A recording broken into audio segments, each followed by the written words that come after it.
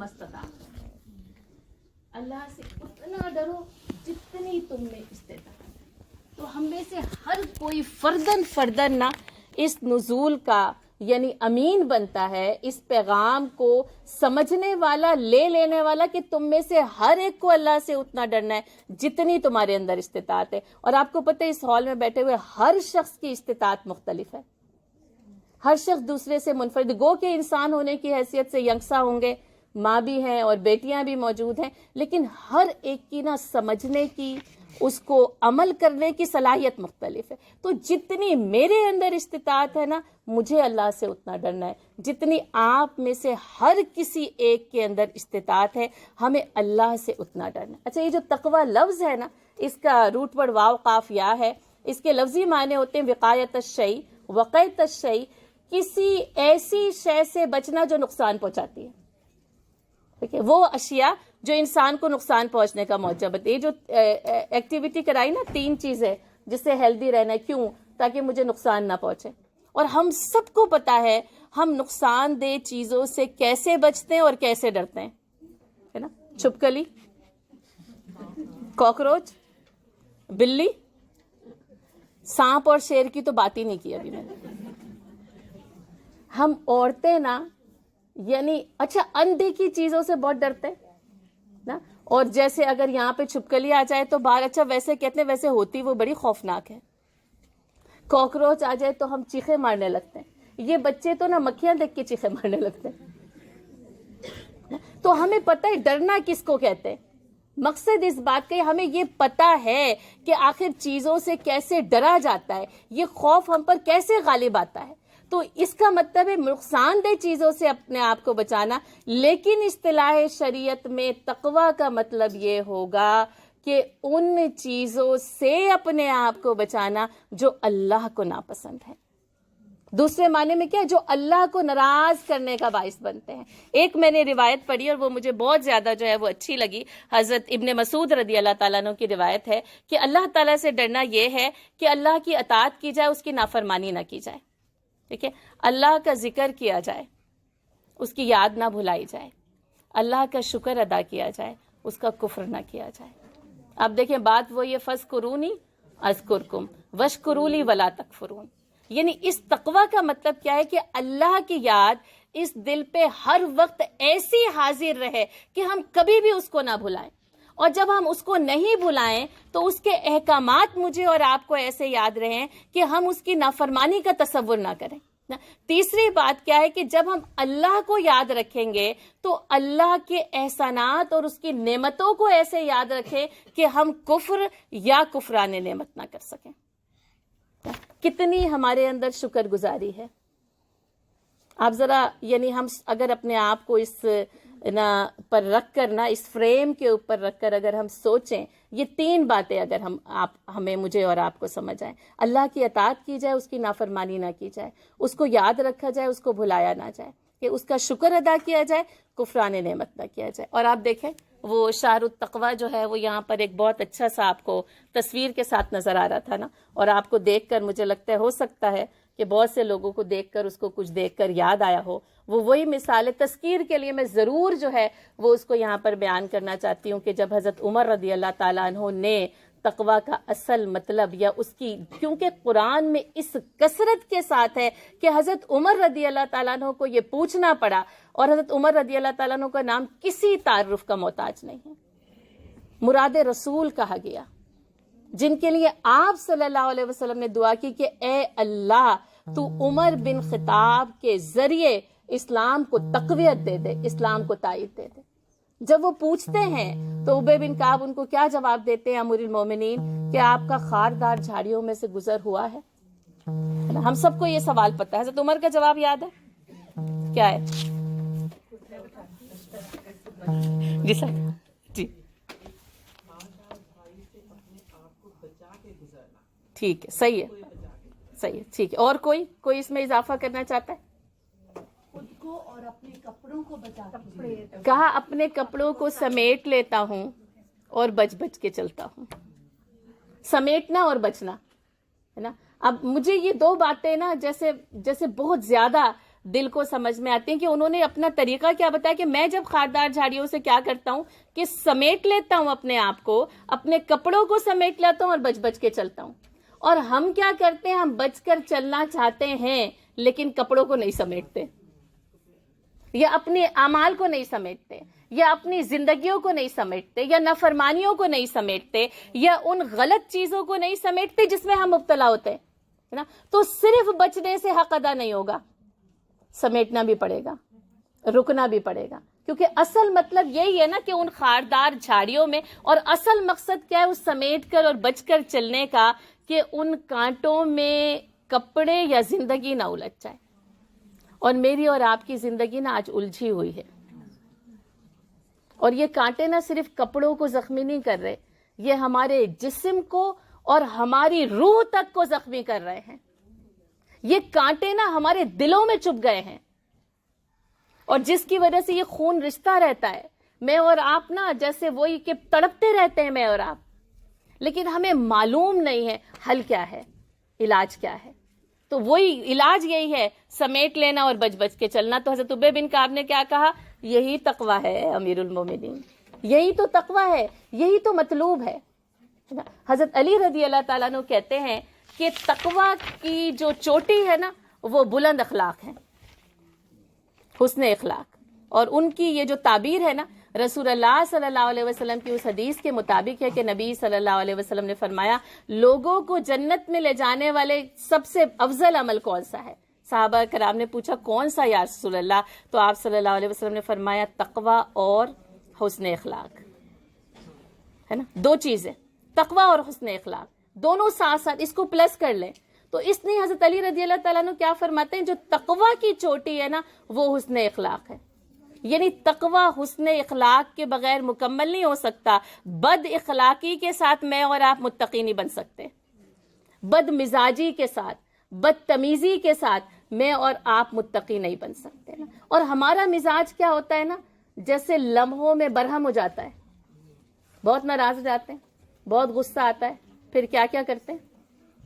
جب غصہ آتا ہے تو کیا کرتے ہیں؟ ہنگامہ، بچوں کو ڈانٹتے ہیں. مجھے آج بچوں کو بچانا ہے. یہ جو تقوی ہے نا، یہ ویسے بلایا اس کو تھا بچوں کو بچانے کے لیے، لیکن مجھے لگتا ہے یہ اتنے خوبصورت جو بچیاں میرے سامنے بیٹھی ہوئی ہیں نا، آپ نے اپنی بدمزاجی سے ان کو بچانا ہے، ورنہ آپ کا مزاج نا ان بچیوں کو تباہ کر دے گا. میں ان کے سامنے آپ سے یہ بات کہہ رہی ہوں، ہے نا. ماؤں کا اخلاق نا، ماؤں کی گود، ان کی نرمی اور ان کی محبت نا ان کو گلے لگانے والی ہونی چاہیے. چاہے یہ کچھ کر کے آ جائیں، چاہے یہ کچھ بھی کر کے آ جائیں، آپ ان کو اتنا حوصلہ دیں، اتنی ہمت اور جرت دیں کہ آپ کے گلے سے لگ کر آنسو بہا کے کہہ سکیں آج یہ کیا ہے نا. اور آپ نے ان کو ڈانٹنا نہیں ہے، جھڑکنا نہیں ہے، بھگانا نہیں ہے، دور نہیں کرنا ہے. آپ نے ان کو وہ راستہ دکھانا ہے کہ جس سے یہ صحیح راستے کے اوپر چلے، ہے نا. تقوی کا ایک مطلب یہ بھی ہے کہ اپنے گناہوں سے پلٹ کر نیکی کی طرف آ جانا، یہ پوشیدہ ہو جاتی ہے. یعنی ڈرنا، بچنا، بچانا اپنے آپ کو اللہ کے احکام کی نافرمانی سے بچانا، اور اگر ہو جائیں تو توبہ تقوی ہی کا ایک دروازہ ہے کہ جب وہ لوٹ آتے ہیں نا تو پھر اللہ تعالیٰ کیا کرتا ہے، پھر ان کو دوبارہ جو ہے نا وہ ان کے اعمال کو قبول کرنے لگتا ہے. اللہ تعالیٰ دھتکارتا نہیں ہے. اللہ تعالیٰ کی جو رحمان اور رحمانیت اور اس کی جو غفاریت ہے نا وہ کیا کرتی ہے، وہ کہتی ہے کہ اے وہ لوگو اسرفوا علی انفسہم لا تقنطوا من رحمت اللہ. وہ جنہوں نے غلطی کر لی ہے، جنہوں نے کوئی بھی گناہ کر لیا ہے، اپنی جانوں پر اسراف کر لیا ہے، وہ آ جائیں اور میری رحمت سے جو ہے نا وہ نا امید نہ ہوں. اور نہ تقوی کا ایک فائدہ تو آپ کو کیسے ملتا ہے، ہدی للمتقین، ہے نا. تقوی پلس ہدایت، ٹھیک ہے. اور یہ جو ہے نا کہ لا تقنطوا من رحمت اللہ، اللہ کی رحمت سے نا امید نہ ہونا، ہے نا. اللہ تعالیٰ کہتے ہیں واتقوا اللہ لعلکم ترحمون، تم اللہ سے ڈرو، اللہ تم پر رحم کرے گا، ہے نا. تقوی کے ساتھ نا اللہ کی ہدایت کے دروازے کھلتے ہیں. نمبر 1، ٹھیک ہے. آپ سب کے پاس انڈیکس کارڈ ہے یا صرف بچیوں کو دیے گئے تھے؟ آپ ویسے لکھ سکتے ہیں، ہے نا, سب کے لیے, پوری آڈینس کے لیے کہا تھا. اچھا, مجھے لگ رہا تھا آپ لکھ سکتے ہیں, کیونکہ نا پتہ ہے میں اس دن بھی اپنے ایک درس میں کہہ رہی تھی مجھے یہاں بہت سے امام شافعی نظر آ رہے ہیں. پتہ ہے کیسے؟ آپ میں سے کون بتائے گا کہ کیسے نظر آ رہے ہیں؟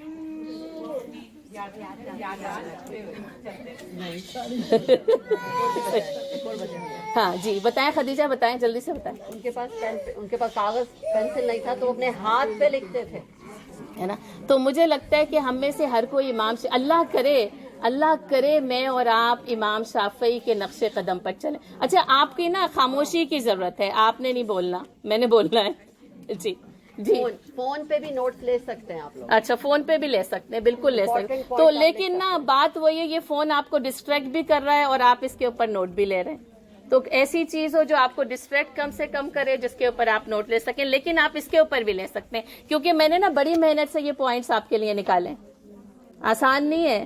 پھر وہی ہے نا کہ کچھ ہاتھ نہیں آتا بے آہ سحر گاہی, ہے نا. اس میں راتوں کی نا یعنی وہ جاگنا شامل ہے, جس کے لیے میں نے آپ کے پاس اچھا ہے بہت سارے, یعنی یہ جو نکات ہے نا میرے اور آپ کے پاس قرآن اور سنت سے اتنے زیادہ ہیں, لیکن میں نے نا صرف چند ہائی لائٹس آپ کے لیے نکالی, جس میں سب سے پہلی چیز کیا ہے, ہدایت. اور آپ کو پتہ ہے ہدایت کی ضرورت مجھے اور آپ ہر کسی کو, ہر مخلوق کو اللہ تعالیٰ کی نا سب سے پہلے ہدایت کی ضرورت ہے. اور اللہ تعالیٰ نے آسمانوں سے زمین پر سب سے پہلے ہدایت اتاری ہے. یہ تو خلق السماوات والارض ہے ہی کہ تخلیق جو ہے وہ کر لی گئی, اور اس کے بعد اللہ تعالیٰ نے نا حضرت آدم علیہ السلام کے ساتھ نا ہدایت کو نیچے اتارا ہے نا.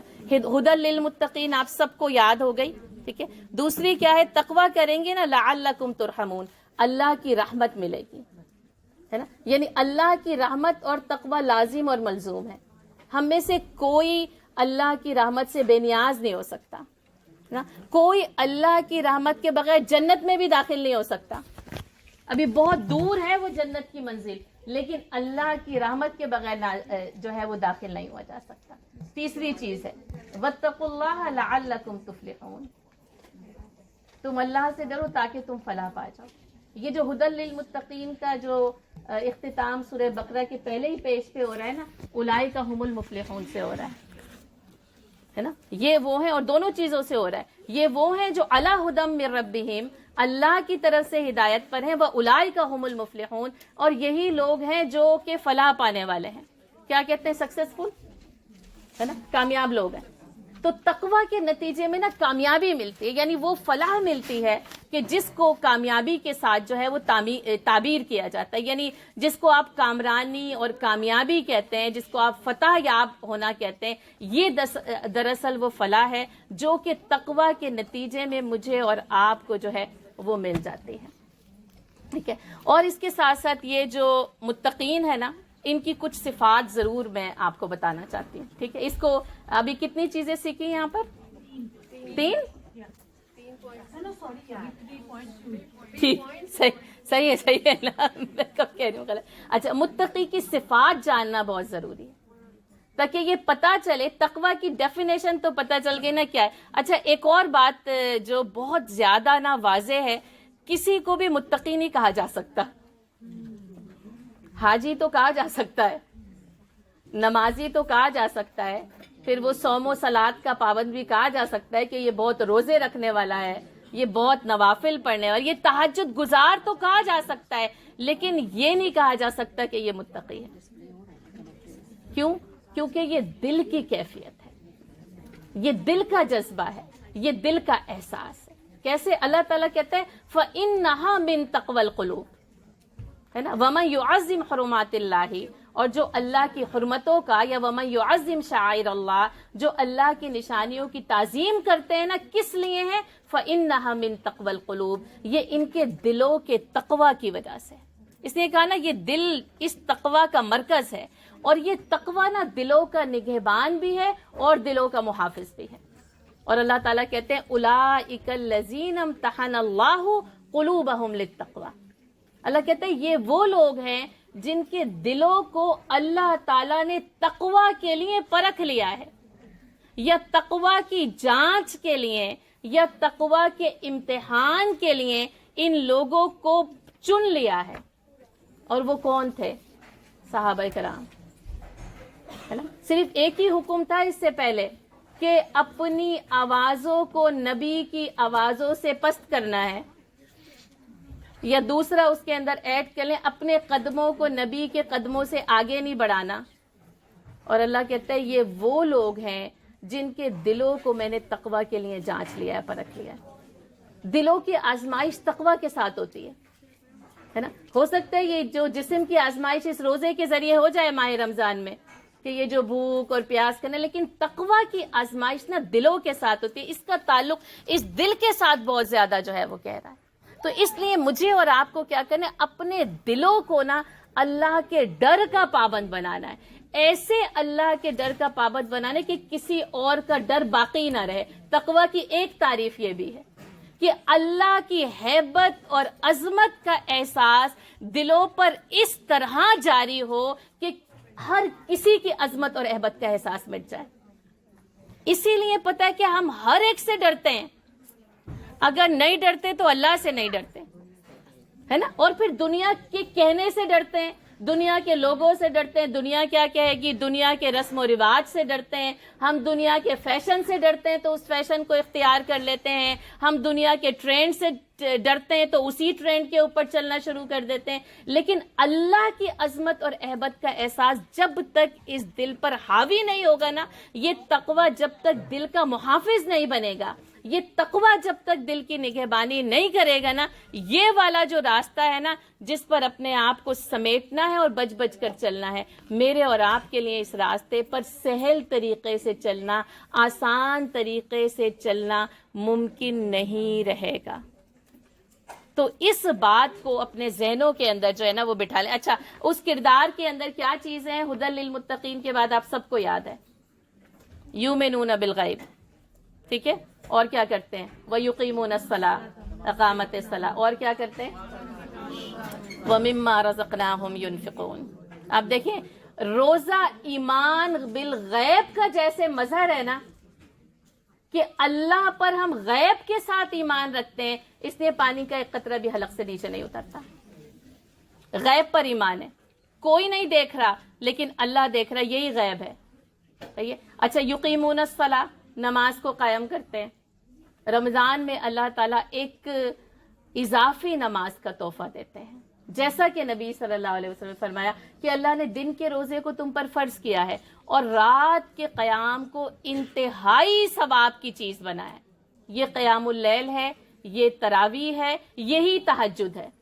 آپ پورے یعنی عشاء سے لے کر اور فجر سے پہلے تک اس کو جس حصے میں تقسیم کرنا چاہے نا اس کو اس حصے میں تقسیم کر کے پڑھیں, لیکن اپنی نماز کو تقوی والی نماز کی طرح یعنی متقی کی نماز کی طرح پڑھیں. جیسے کہ آپ صلی اللہ علیہ وسلم نے فرمایا کہ تو اپنی نماز ایسے پڑھ جیسے تو سب کچھ چھوڑ کر جانے والا. آپ سوچیں کبھی ایسا کوئی تصور آئے نا کہ یہ سب کچھ چھوڑ کر جانے لگتے, کیا ہوتا ہے؟ میں تو کہتی ہوں دل کٹ جاتا ہے کہ یہ سب کچھ چھوڑ کر ہم چلے جائیں گے, اور جانا ہے, برحق ہے, مجھے اور آپ کو پتہ ہے کہ یہ سب کچھ چھوڑ کر جانا ہے. اس لیے ہماری نمازوں میں خشوع و خضوع کیوں نہیں آتا کہ وہ ساری چیزیں نا ہمارے ارد گرد حصار بن کر کھڑی ہو جاتی ہیں. جب نماز میں کھڑے ہوتے ہیں نا تو اللہ کے سوا ہر کسی کی یاد آتی ہے, اور ہر چیز کی یاد آتی ہے, اور آتی ہی چلی جاتی ہے, اور ہر ماں سوا کو مٹاتی چلی جاتی ہے. تو نماز کو ایک اگر متقی کی نماز کی طرح پڑھیں گے نا تو ایک یہ کیفیت بہت بہترین ہے کہ یہ ہو سکتا ہے میری آخری نماز ہو. صحابہ کرام رات کو سوتے نا تو اپنے گھر والوں کو الوداع کہہ کر سوتے تھے. پتہ نہیں ہم صبح آنکھ کھلے گی کہ نہیں کھلے گی. آپ سوچیں کیسی یعنی ان کا وہ ایمان جو یہ جو یؤمنون بالغیب تھا نا, اتنا وہ پکا تھا, اتنا وہ اسٹرانگ تھا کہ ہر لمحے نا وہ الوداع کہنے کے لیے تیار رہتے تھے. تو یہ کہ نمازوں کو بہتر بنانا ہے, اور صدقہ ومما رزقناہم ينفقون. اللہ نے رمضان میں تو اس کے درجات اور ثواب کو اتنا بڑھا دیا کہ نبی صلی اللہ علیہ وسلم کا دریائے سخاوت اپنے عروج پر ہوتا تھا. پھر وہ یہ جو بھوک ہے, یہ جو محتاجی ہے, اور آپ کو پتہ ہے پچھلے یہ 2-3 سالوں میں اس یعنی کووڈ کے بعد بھی جو پوری دنیا پر ایک مہنگائی کا حملہ ہوا ہے، آپ یعنی ترکی اور شام کو دیکھ لیں. پھر وہی بات ہے نا، جسٹ بیفور رمضان ان میں سے 50,000 لوگوں کو پتا تھا یہ رمضان ہمیں ملنے والا نہیں ہے. کیسے سیکنڈوں میں لقمہ اجل بنے. اور یہ میرے اور آپ کے لیے یہ جو ہے نا کہ اللہ کا شکر ادا کیا جائے اور کفران نعمت نہ کیا جائے. میں اور آپ کتنا اللہ تعالیٰ کا شکر ادا کریں کہ کووڈ کے بعد بھی ابھی تک سانسیں لے رہے ہیں، ہے نا، اور کوئی ایسی آسمانی آفت کے نتیجے میں تباہ نہیں ہوئے. امن کے ساتھ، ہے نا، سکون کے ساتھ اللہ کی نعمتوں کو استعمال کرتے ہوئے میں اور آپ آج یہاں پر موجود ہے. وَمِمَّا رَزَقْنَاهُمْ يُنْفِقُونَ. اور تمام آسمانی کتابوں پر ایمان. علماء کرام کی ایک رائے یہ ہے کہ تمام آسمانی کتابوں کا نزول ماہ رمضان میں شروع ہوا، اور قرآن تو ہے ہی، خاص طور پر شہر رمضان الذی انزل فیہ القرآن. تو اسی لیے اس ماہ مبارک کی برکتیں اور یہ ماہ مبارک نہ ہمیں قرآن پر عمل کرنے کے لیے تیار کرنے کے لیے بھی آتا ہے. کیسے؟ تقوی کے ساتھ اس قرآن پر عمل کرنا سیکھ لو. تو ان تمام آسمانی کتابوں پر ایمان، قرآن کا ایمان. اچھا، میں اور آپ قرآن پر ایمان میں کمی نہیں ہے، لیکن اس کے فہم میں کمی ہے، اس کے تدبر میں کمی ہے، اور اس پر عمل اور اس پر اشاعت میں کمی ہے نا. ہم نے قرآن کو حرز جان نہیں بنایا. ہم نے نہ قرآن میں ہو غوطہ زن مرد مسلمان، ہم نہ قرآن میں ڈوبے نہیں ہیں. پڑھ لیتے ہیں ثواب کے لیے. آپ میں سے کئی انڈیکس کارڈ پہ ہو سکتا ہے آپ میں سے پیچھے کسی نے لکھا ہو میں قرآن اتنی بار پڑھوں گی، نا. پڑھ لینا چاہیے، ضرور پڑھ لینا چاہیے، اور پڑھنا ہی ہے کیونکہ رمضان کو قرآن کے ساتھ ایک خاص مناسبت حاصل ہے. لیکن اس پر ایمان اس بات کا تقاضا کرتا ہے کہ ہم اپنی زندگیاں اس قرآن کے مطابق جو ہے وہ گزاریں. اور وبالآخرۃ ہم یوقنون، آخرت پر یقین کی کیفیت ہے نا. پھر وہ یقین یہی ہے کہ آنکھیں بند ہوں تو پتہ نہیں دوبارہ کھلیں گی یا نہیں کھلیں گی. ہر چیز جو ہے نا حق کے ساتھ جو ہے وہ واضح ہونی چاہیے. اور اس کے ساتھ ساتھ نا اللہ تعالیٰ فرماتا ہے، یہ ویسے میرا سب سے آخری پوائنٹ ہے لیکن میں اس کے اندر نا آپ کو وہ متقی کی خصوصیات بتا دیتی ہوں کہ وہ متقین کون ہوتے ہیں. والکاظمین الغیظ والعافین عن الناس واللہ یحب المحسنین. ان کی نا سب سے پہلی صفت کیا ہے کہ وہ نا الذین ینفقون فی السراء والضراء، وہ خوشحالی اور تنگ دستی ہر حال میں خرچ کرتے ہیں. کیونکہ نا جب بھی خرچ کرنے کی بات آتی ہے نا تو پھر میں اور آپ یہی سوچتے ہیں کہ اتنا صدقہ ہوگا نا تو پھر دیں گے. کوئی کم از کم کوئی کچھ رقم تو ہو جس کا اعلان ہو کہ صدقہ کیا جا رہا ہے. کہا کہ ینفقون فی السراء والضراء، وہ اپنی خوشحالی اور تنگدستی ہر حال میں خرچ کرتے ہیں. کیونکہ خوشحال اپنی کثرت کے مطابق دے گا اور جو تنگدست ہے وہ اپنی تنگدستی کے مطابق دے گا. وہی ہے فاتقوا اللہ ما استطعتم، تو انفقوا اللہ ما استطعتم، جتنی تم میں استطاعت ہے تم نے اس کے اندر اتنا ہی جو ہے وہ خرچ کرنا ہے. یہ نہیں کہ یہ بچیاں خرچ نہیں کر سکتی، اور نہ خرچ صرف مال نہیں کرنا ہے نا. آپ کا وقت، آپ کی صلاحیتیں، آپ کی محبت، آپ کا کسی کو تسلی دینا، آپ کا کسی کے لیے جو ہے وہ کوئی کام کر دینا. اللہ تعالیٰ کے رسول نے تو صدقے کی اتنی لمبی فہرست بتائی ہے کہ لگتا ہے کوئی چیز صدقے کے باہر ہے ہی نہیں. مسکرا دینا بھی صدقہ ہے. کچھ نہیں خرچ کر سکتے نا تو صرف یہ مسکرانا بھی صدقہ ہے. اور یعنی فبی کلمۃ طیبۃ صدقہ، اور صرف اچھی بات کہنا بھی صدقہ ہے. تو خرچ کرنا، اللہ تعالیٰ نا جیسے کنجوس دل کو پسند نہیں کرتا. اور ہے یہ دل کی تنگی ہے جو کہ انسان کے ہاتھوں کے اندر آتی ہے. شاید جیب تنگ نہیں ہوتی لیکن ہاتھ جو ہے نا وہ تنگ ہو جاتا ہے. حضرت علی رضی اللہ تعالیٰ عنہ کہتے ہیں کہ دنیا کے سردار نا سخی ہوتے ہیں، یا یہ یعنی ان کا یا کہنے کا مقصد یہ ہے کہ سخیوں کو ہی سردار بنانا چاہیے، یا پھر یہ کہ سردار کی ایک صفت کیا ہے کہ وہ سخی ہوتا ہے. انہوں نے کہا آخرت کے سردار صرف متقی ہوں گے. آخرت میں نا سرداری صرف اور صرف کس کو ملے گی؟ متقی لوگوں کو ملے گی، ہے نا. تو اس بننے کے لیے، اور والکاظمین الغیظ، ہے نا، پھر وہی کہ اپنے غصے کو نا یعنی کنٹرول کرنا. پھر وہی ہوتا ہے کنٹرول یور اینگر اور پھر وہ کیا ہوتا ہے, اینگر مینجمنٹ ہوتی ہے, لوگوں کو غصے کو ضبط کرنا جو ہے وہ سکھایا جاتا ہے. تو ہمارا قرآن نہ مجھے اور آپ کو والکاظمین الغیظ کے ساتھ غصے کو ضبط کرنا سکھاتا ہے. اور جب آ جائے, اور روزے کے دوران, اور آپ صلی اللہ علیہ وسلم نے فرمایا جب کوئی تم سے لڑائی جھگڑا کرے تو کہہ دو انا صائمہ, حالانکہ میں صائمہ نہیں ہوں, شمائلہ ہوں, ہے نا, انا صائم, انا صائمہ, میں روزے سے ہوں. یہ اینگر کنٹرول ہے, یہ اینگر مینجمنٹ. لیکن آپ مجھے سچ سچ بتائیے گا, کیا ہم میں سے کبھی کسی نے روزے میں کسی کو کہا ہے کہ انا صائمہ؟ غصہ کر لیتے ہیں, توڑ پھوڑ کر لیتے ہیں, چیخ پکار مچا لیتے ہیں, پھر ہاں کبھی یہ بھی کہہ دیتے ہیں تم نے میرا روزہ خراب کر دیا کیونکہ میں روزے سے تھی. لیکن کرنا کیا تھا, اس سے پہلے خاموشی اختیار کرنی تھی. انا صائمہ اس وقت بننا تھا کہ میں اس وقت روزے سے ہوں. والکاظمین الغیظ, اور روزے کی حالت میں پھر وہی مستقل اور مسلسل تربیت. اچھا, والعافین عن الناس, لوگوں کو معاف کرتے ہیں. اب آپ میں یعنی وہی کیا کہ میں وہی کہتی ہوں, میں کیا کہوں کہ کیا ہے شب غم بری بلا ہے. کیا میں معاف کرتی ہوں, کیا آپ معاف کرتے ہیں؟ اور آپ دیکھ لیں رمضان کی سب سے خوبصورت اور بہترین دعا کون سی ہے؟ اللہم انک عفو کریم تحب العفو فاعف عنا. اللہ تو معاف کرنے کو پسند کرتے, مجھے معاف کر دے, لیکن میں معاف کرنے کو پسند نہیں کرتی. نو وے. میں یہ پسند کرتی ہوں اللہ مجھے معاف کر دے, لیکن میں یہ نہیں پسند کرتی کہ میں لوگوں کو معاف کر دوں. اچھا, یہ بھی پسند کرتی ہوں لوگ مجھے معاف کر دیں, لیکن میں لوگوں کو معاف نہیں کرتی. پھر کیسے چلے گئے؟ پھر یہ نا تین, جیسے یہ تین ہے, مثلث ہے نا, یعنی آپ لوگوں کو معاف کریں, لوگ مجھے معاف کریں, اور اللہ پھر ہم سب کو معاف کرے. مجھے ہمیشہ اپنے ایک مسجد کے امام کی یہ بات, اور خاص طور پہ نا وہ رمضان میں بار بار دہراتے تھے, اگر اللہ سے معافی چاہیے تو لوگوں کو معاف کر دو. اگر اللہ سے معافی چاہیے تو لوگوں کو معاف کرنا سیکھ جاؤ. والعافین عن الناس, وہ کیا کرتے ہیں, وہ لوگوں کو معاف کر دیں. اس کا مطلب یہ نہیں ہوتا کہ لوگوں کے قصور نہیں ہوتے. اس کا مطلب یہ نہیں ہوتا کہ لوگوں نے آپ کا دل نہیں دکھایا ہوتا, وہ تلخ نہیں ہوئے ہوتے, انہوں نے آپ کو باتیں نہیں سنائی ہوتی, یا انہوں نے آپ کے ساتھ کچھ غلط نہیں کیا ہوتا. بس اس کا مطلب یہ ہے کہ بس انہیں معاف کر دو.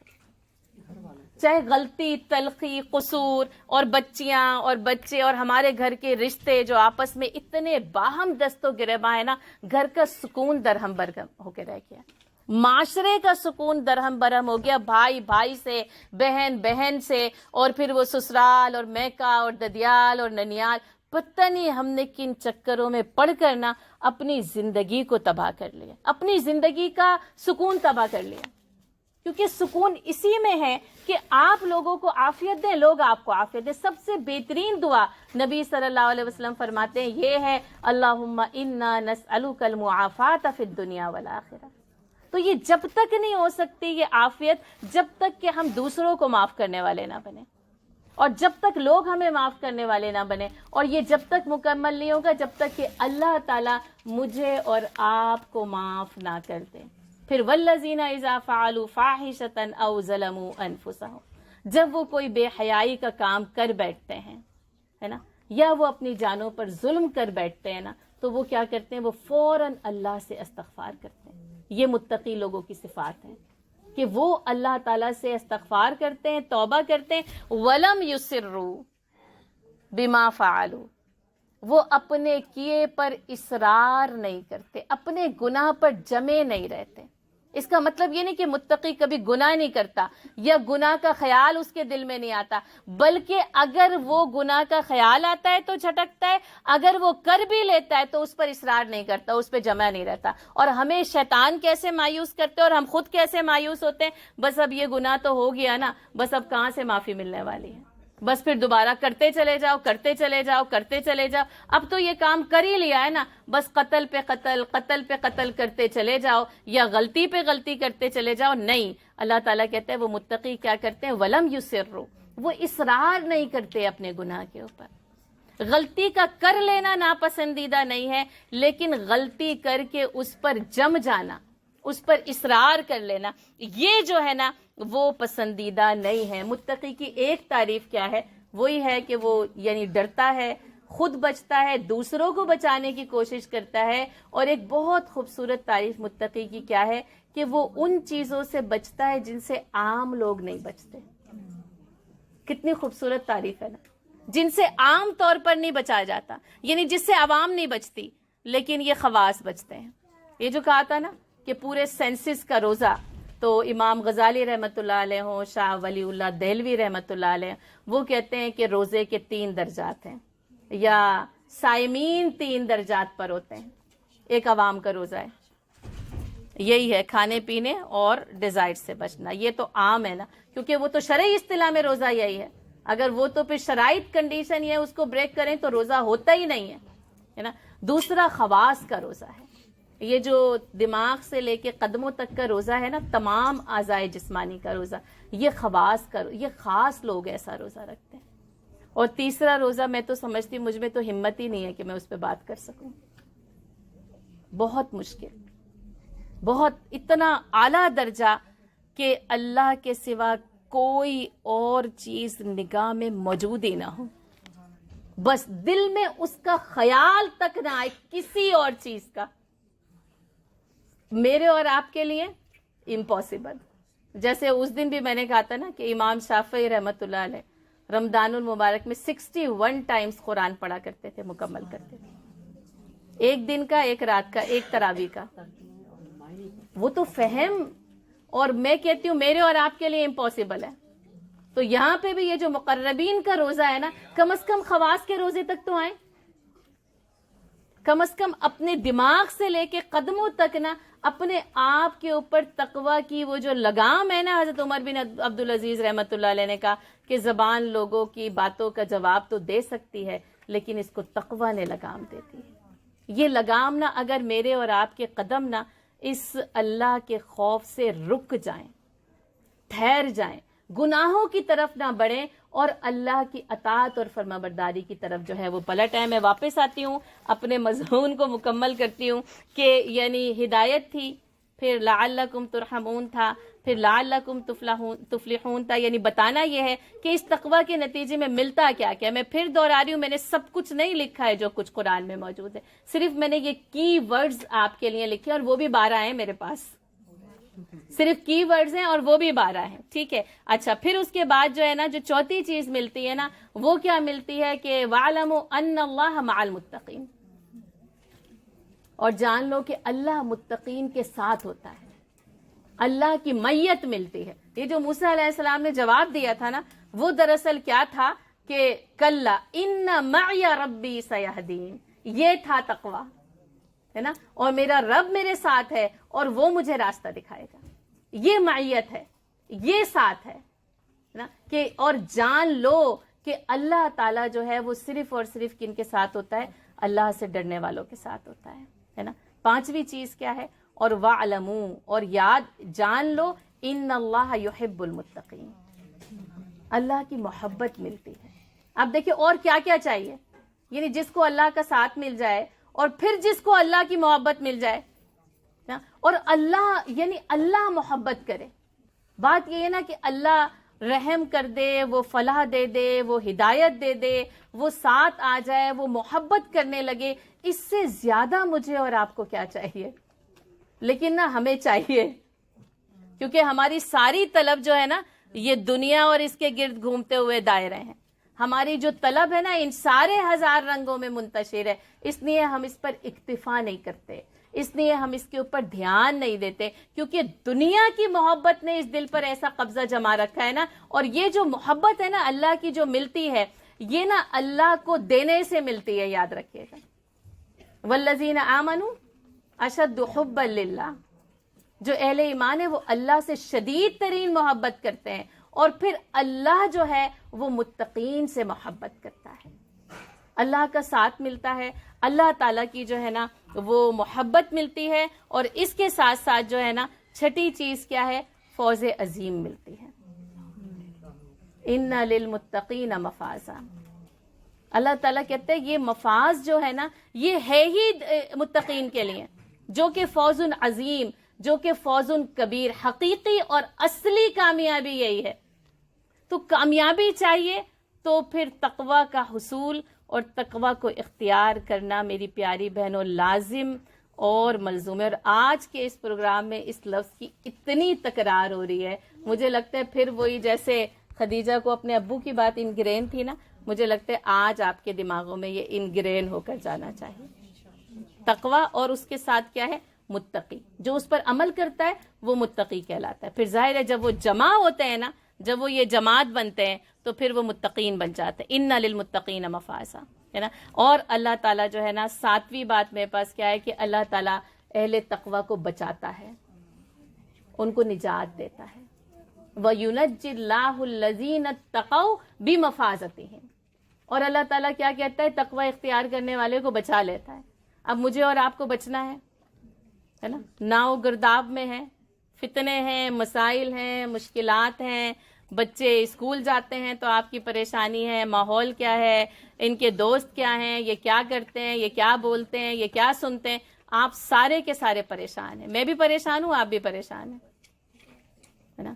تو اللہ تعالیٰ نجات دے گا, یہ بھروسہ رکھ. اگر ہم نے تقوی کو اختیار کر لیا نا, تو یہ جو مسائل ہے نا, اللہ تعالیٰ ان مسائل کے گرداب سے اللہ تعالیٰ نکالے گا, وہ نجات دے گا. اور وہ نجات دے کر نا پھر وہ جو مفازہ تھا نا, پھر وہ کیا کرتے ہیں, وہ نجات دے کر کامیابی تک پہنچائے گا. کیونکہ دیکھنا اس نے یہی ہے کہ وَمَنْ سَعَى لَهَا سَعْيَهَا, اور جس نے کوشش کی اس کے لیے جیسے کہ اس کو کوشش کرنی چاہیے تھی.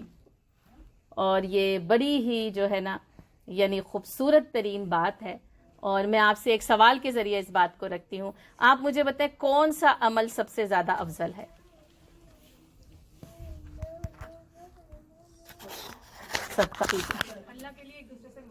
اللہ کے لیے ایک دوسرے سے محبت کرنا. بالکل صحیح. آپ سب کے جو الفاظ ہیں نا وہ 100% ٹھیک ہے.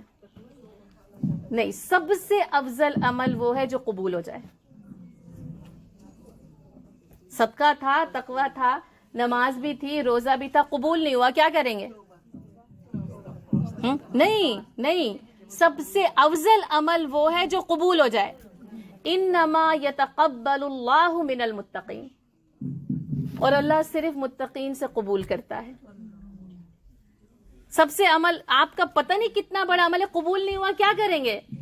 حضرت ابراہیم علیہ السلام نے کیا کہا تھا؟ خانہ کعبہ کی تعمیر کر رہے تھے, ربنا تقبل منا اکرمکم عند اللہ اتقاکم.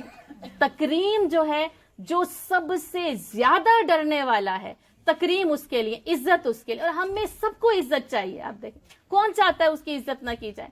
کون چاہتا ہے اس کو یعنی ویلکم نہ کیا جائے, اس کو سراہا نہ جائے؟ کون چاہتا ہے اس کو دھتکارا جائے؟ ان اکرمکم عند اللہ اتقاکم. آپ صلی اللہ علیہ وسلم سے پوچھا گیا نا, اے اللہ کے رسول کون ہے عزت والا؟ کہا جو سب سے زیادہ اللہ سے ڈرنے والا ہے, وہ سب سے زیادہ جو ہے وہ اللہ کے ہاں تکریم کا مستحق. دیکھیں اللہ کریم ہے, اور یہاں پہ اللہ تعالیٰ نے انہی الفاظ کو استعمال کیا کہ ان اکرمکم عند اللہ اتقاکم.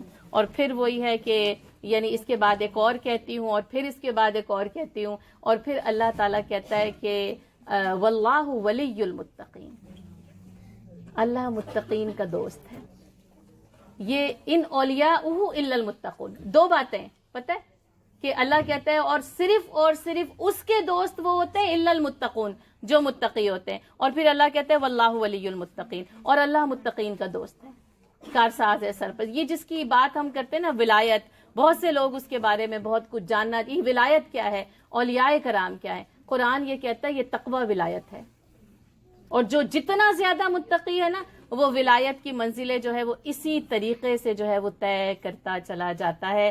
اور پھر اس کے بعد وہ منزل, وہ آخری جو اللہ کی رضا کا مظہر ہے نا, جنت, اس کے لیے تو اللہ تعالیٰ نے کہہ دیا اعدت للمتقین, تیاری متقین کے لیے کی گئی. یعنی جیسے نا کہ اس کو بنایا ہی کس کے لیے گیا ہے؟ متقین کے لیے بنایا گیا ہے. تو یہ جو جنت ہے نا, یہ جو عشق کی جو منزل ہے, یہ جنت اس تقوی کے نتیجے کے اندر مل جاتی ہے. یہ اتنی ساری پوری 12 ہو گئی کہ کوئی ایک باقی ہے؟ میرے خیال ہے میں نے پورا کر لیا, ٹھیک ہے. اور سب سے آخری بات جو جس کو کہتے ہیں نا کہ last but not the least, اور اس کو میں ایسے ہی بیان کروں کہ جو شعر میں نے یہاں پر لکھ کر رکھا ہے کہ بہت خوب ہے، یہ درس بھی دل فریب ہے، تقوی کی طرف جو ہے وہ ابھارنے والا بھی ہے، لیکن شاعر یہ کہتا ہے اور وہ ایک ایسی حقیقت کی طرف نشاندہی کرتا ہے کہ جس کو آج اور میں اور آپ نہ بھولے ہوئے ہیں. وہ کہتا ہے باطل کے اقتدار میں تقوی کی آرزو، باطل کے اقتدار میں تقوی کی آرزو، کتنا حسین فریب ہے جو کھا رہے ہیں ہم. اگر میں یہ کہوں کہ یہ میرا سارا کا سارا درس فریب تھا، کیونکہ جب تک باطل غائب ہے نا یہ تقوی مکمل نہیں ہو سکتا. آپ کیوں پریشان ہیں؟ یہ ان اسکول سے ان میں کیا کیا فتنوں نے سر اٹھائے ہوئے، کیوں پریشان ہیں آپ؟ اس لیے کہ اقتدار باطل کا ہے نا. اور اگر یہ اتنا ضروری نہ ہوتا نا اور باطل کے اقتدار میں متقی بن کر رہا جا سکتا تو غزوہ بدر پیش نہ آتی. 17 رمضان المبارک کو غزوہ بدر 17 رمضان المبارک کو پیش آتی ہے. پورے 313 دنیا کے سب متقی لوگوں سے زیادہ متقی تھے. انبیاء کرام کے بعد سب سے بہترین آپ صلی اللہ علیہ وسلم نے غزوہ بدر کے دن فرمایا تھا تم اس وقت روئے زمین پر دنیا کے سب سے بہتر لوگ ہو.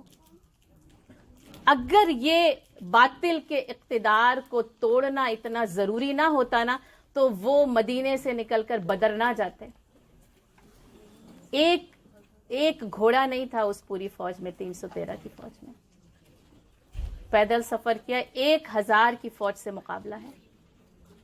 کیا آسان تھا؟